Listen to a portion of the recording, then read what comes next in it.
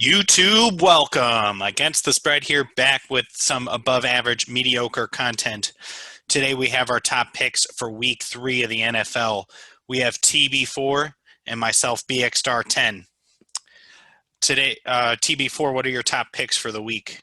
So I'm rolling with Dallas +5 against Seattle, Tampa Bay -5, and Houston +4 against Pitt. Dallas +5 against Seattle. Truly, just a Seattle has given up the most yards in the NFL. They are dead last. They've given up more yards than anyone else. They have a really easy time scoring, getting the ball downfield. I think Dallas wins in a shootout, or at minimum, they cover. This game's going to come down to a field goal. I'm thinking it's going to be a 31-34 game, and I think Dallas actually pulls away with this one. Tampa Bay, I mean, that's an interesting one. They're playing Denver, up in Denver. So the way I look at it is Denver just lost their starting quarterback. Sutton's out. Philip Lindsay's out. They're not going to be scoring many points. Tampa Bay's defense is just getting better and better. I would argue that they're going to be a top 5 defense this year. Godwin's coming back on the offense. Mike Evans is healthy. Gronk is finally starting to get the wheels turning. And then with the addition of Fournette and showing what he can do and how he can impact an offense, Tampa Bay is going to roll over them. I had a hard time choosing between them and Houston +4 is my lock. Houston +4, the reason they're my lock pick and my number one this week is they had to play the two, arguably the best teams in the NFL. They had to play KC and Baltimore, and they just got slapped upside the head. So you got to look at it this way. That offense is finally starting to come around. They lost DeAndre Hopkins. They picked up David Johnson. They picked up some other weapons on offense, Cobb and Cooks. And, it takes a minute for those guys to build that chemistry with Watson.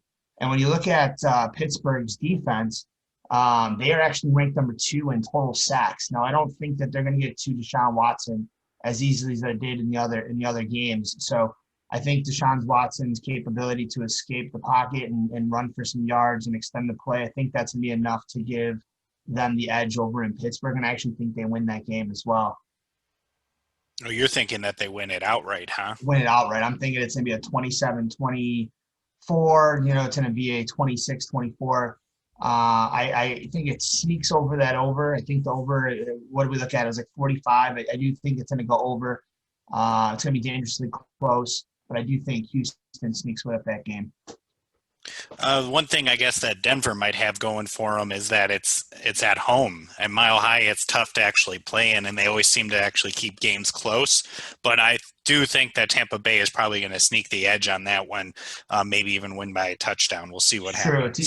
It's even harder to play at your home stadium with second string quarterback. So and your number one receiver and arguably your number one back out. So I think they're going to struggle to get some things together. Also, Von Miller, defensive end, can't be rushing. He's out for the season. So what are you going to do? Yeah, all right. They're hurting. Well, let me get into my picks here. I got Vegas over 47.5, Cincinnati +4.5, and the Green Bay +3 is my lock pick. Now, I chose Vegas here. I don't know. They might be the real deal here. I know last week I was high on them with the Saints, and they actually pulled up the upset. Their defense, though, I mean, it's lacking. They're real struggling this year in 2020. So I feel like that over is actually it's fairly low, considering that each of their last games were pretty close to 60 points, each of them. First one against the Panthers was at 64, second one 58 against the Saints. Now the Patriots offense is pretty good. Cam Newton, if you looked at our previous videos, he was one of my sleeper quarterbacks, and he's actually coming out strong in the first 2 games here. We'll see what happens. I know he got stopped at the 1-yard line last week, but I wouldn't take that. That's a grain of salt. I think that he's still looking good so far. Cincinnati, Joe Burrow's been looking pretty good, and against like a struggling team like the Eagles, I think that Joe Burrow is going to still be able to keep it close. They might even be able to pull up the upset. I don't know if they'll actually end up losing the game, but if they do lose the game, I think it'd still be less than 4.5. If it is, it's like a field goal. Now, Green Bay, I chose them. They've been looking good on offense. Aaron Rodgers, it's hard to stop him. Aaron Jones, I mean, he's also really good. their team is just unstoppable on the offensive side.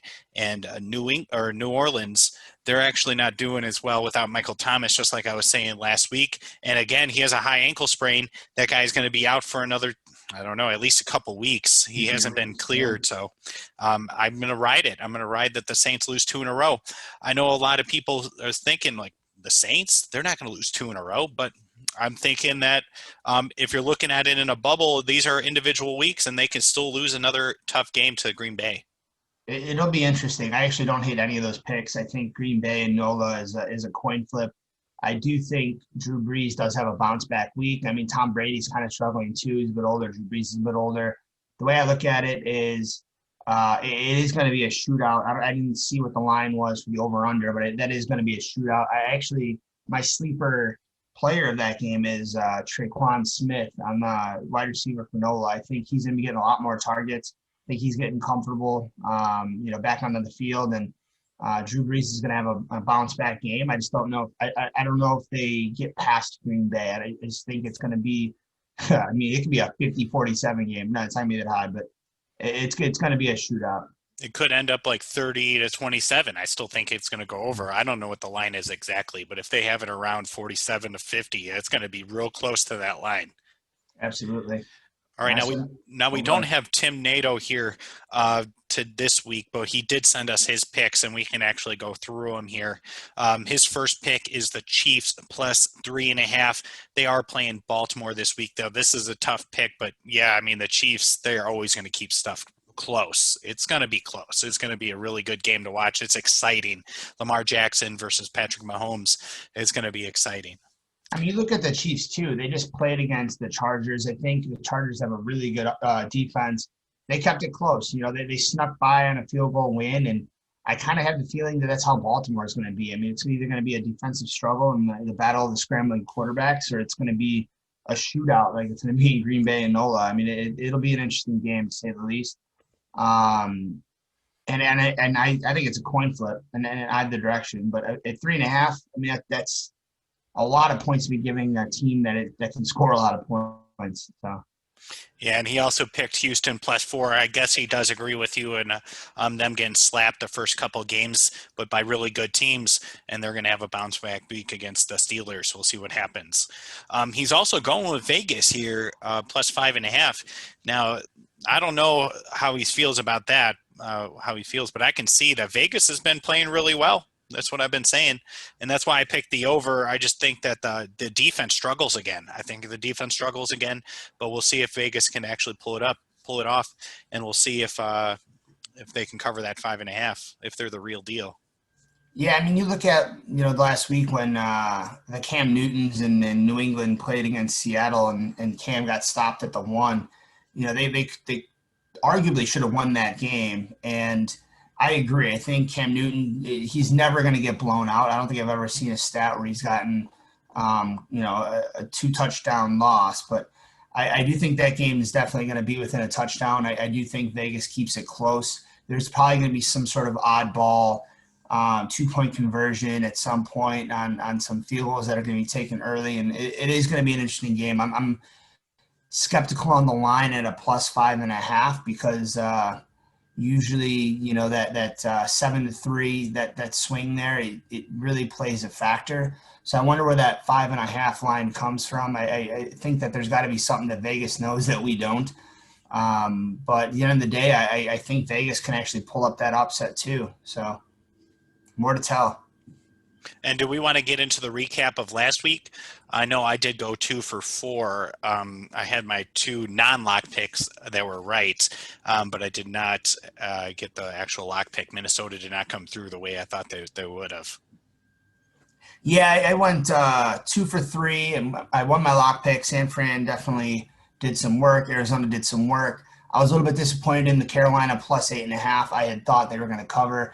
That Leonard Fournette 50-yard touchdown at the end of the game kind of sealed the deal on that one. So, that was just an overall good game. I was really looking to go perfect and catch up with you guys in the total stats. But looking at the total stats after last week, right now we have a 3-way tie essentially. Between the BX Stars bounce back and my first week, 2 for 4 out of points. It's looking good. We'll see where NATO fears at the end of this week, and